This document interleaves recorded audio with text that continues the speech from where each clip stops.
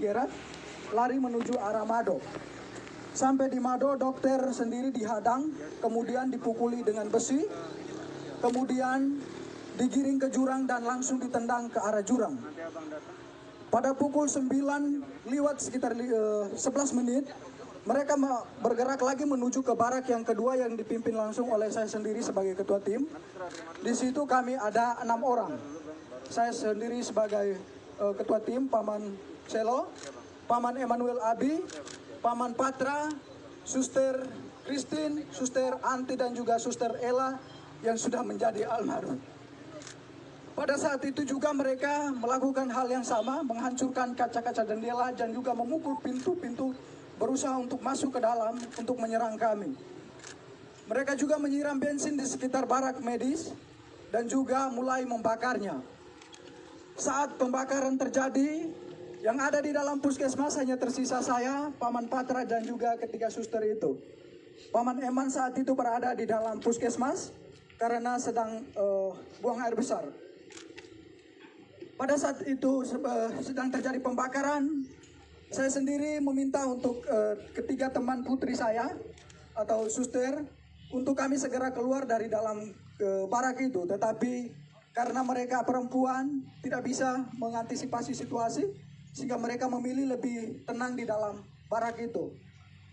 Makin lama asap makin tebal, rumah sudah mulai barak sudah mulai terbakar, sehingga saya memilih untuk mengurung ketiga teman suster tadi bersama saya langsung di dalam kamar WC karena agak lebih aman. Sekitar pukul 9 lewat 20 menit sudah tidak bisa ditahan lagi karena memang rumah sudah plafon-plafon yang terbakar sudah mulai pada runtuh, sehingga saya memilih untuk mengajak ketiga suster ini untuk keluar dari dalam barak medis. Pada saat kami berusaha untuk lari menghindari amukan KKB, kami memilih lari ke depan, mereka sudah menghadang kami pada posisi depan. Kemudian saya berusaha merangkul ketiga suster menuju ke jurang, tetapi sampai di belakang jurang yang ada di belakang barak medis juga mereka sudah berada di situ dengan diperlengkapi senjata dan juga busur dan anak panah. Akhirnya saya berusaha untuk mengamankan ketiga suster ke rumah warga yang terdekat jaraknya sekitar 5 meter dari barak medis itu. Sesampainya di situ mereka juga ada di situ berusaha untuk membakar rumah warga yang di sebelah. Akhirnya saya memilih untuk mengamankan ketiga suster di dalam gedung di dalam kamar mandi dari rumah masyarakat itu. Sekitar 30 menit kami berada di dalam kamar WC. Kejadian semakin brutal, mereka semakin membabi buta, memanah teman kami Paman Emmanuel Abi. Kemudian mereka mulai membakar rumah-rumah warga dan juga pasar, serta bank, rumah distrik yang ada di sekitaran barak medis itu. Kejadian semakin brutal, akhirnya saya mengambil keputusan untuk kami bisa mengamankan diri. Dalam hitungan detik saja, saya sebagai laki-laki mengamankan 3 orang perempuan pastinya tidak bisa karena mereka mengejar kami dengan senjata dan juga busur dan anak panah. Tidak ada jalan lagi, kami memilih lari ke depan, mereka sudah menghadang ke samping kiri kanan dan juga mereka sudah menghadang semua. Akhirnya di belakang kami terdapat jurang yang cukup terjal, kedalamannya sekitar 500 meter dengan sudut ketajamannya itu sekitar 90 derajat. Tanpa berpikir panjang, saya bertanya kepada ketiga suster itu bagaimana kita harus mengamankan diri. Mereka menjawabnya, kita lompat saja. Akhirnya tanpa berpikir panjang, saya menghitung 1 sampai 3 dan saya sendiri lompat pertama. Kemudian ketiga suster mengikuti saya untuk melompatnya.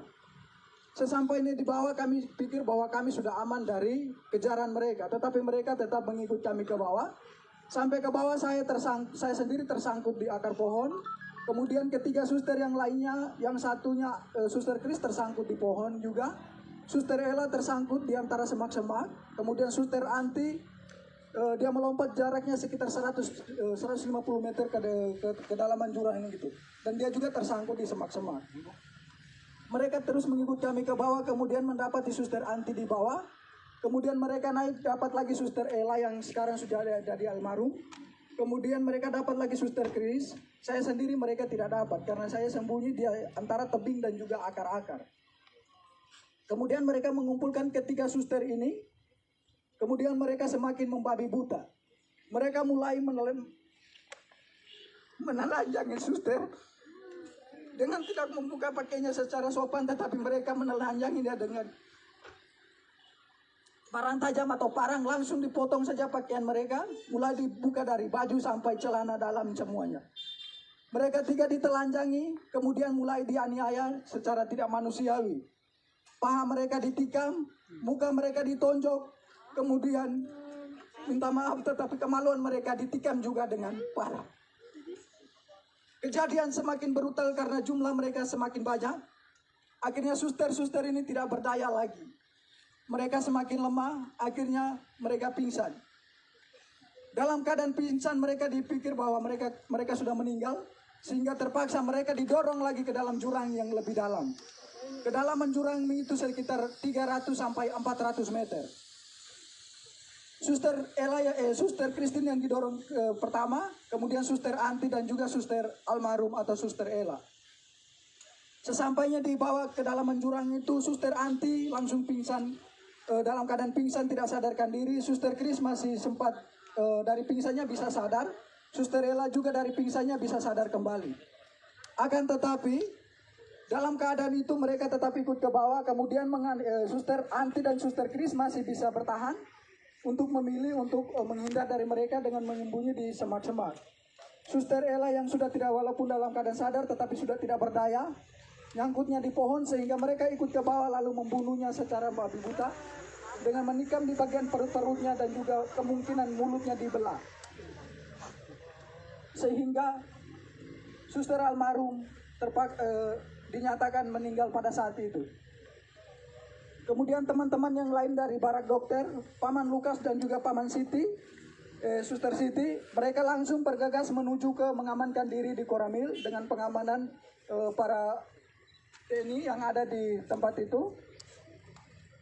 Kemudian Paman Denny memilih untuk mengungsi, bertahan di rumah warga. Dokter sendiri langsung ditendang ke jurang. Paman Gerard yang lari bersama dokter ke Mado sampai dengan detik ini juga belum ditemukan. Suster Ella yang menjadi almarhum sudah ditemukan 2 hari yang lalu sekitar pukul 17:30 kami berhasil menemukan dia bersama Suster Chris. Suster Chris bertahan selama 3 hari berada di bawah jurang itu. Puji Tuhan dia masih hidup.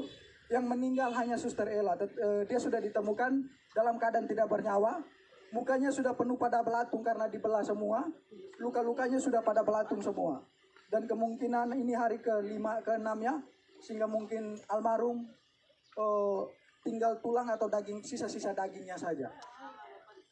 Kemudian Paman Lukas dan juga Pak Suster Siti langsung diamankan oleh pihak tentara yang ada di Koramil menuju ke pos Pamtas 403 yang ada di ketinggian atau yang di puncak.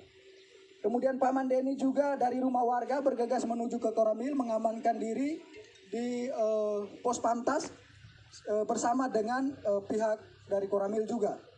Dokter sendiri bertahan selama berada di jurang dari pukul 10:09 sampai sekitar pukul 9 malam. Baru dokter dari jurang menuju ke arah pos Pamtas 403. Saya, Paman Eman, dan juga Paman Patra bersama Suster Anti dan juga Suster Chris masih tetap berada di dalam jurang. Pada pukul 5 sore saya sendiri berusaha, karena melihat situasi sudah aman, saya berusaha keluar dari semak-semak.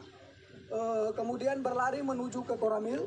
Sesampainya di Koramil tidak ada petugas karena petugas semua sudah diarahkan ke pos Pamtas. Sehingga saya memilih mengamankan diri di salah satu rumah warga yang ada di sekitaran Koramil itu.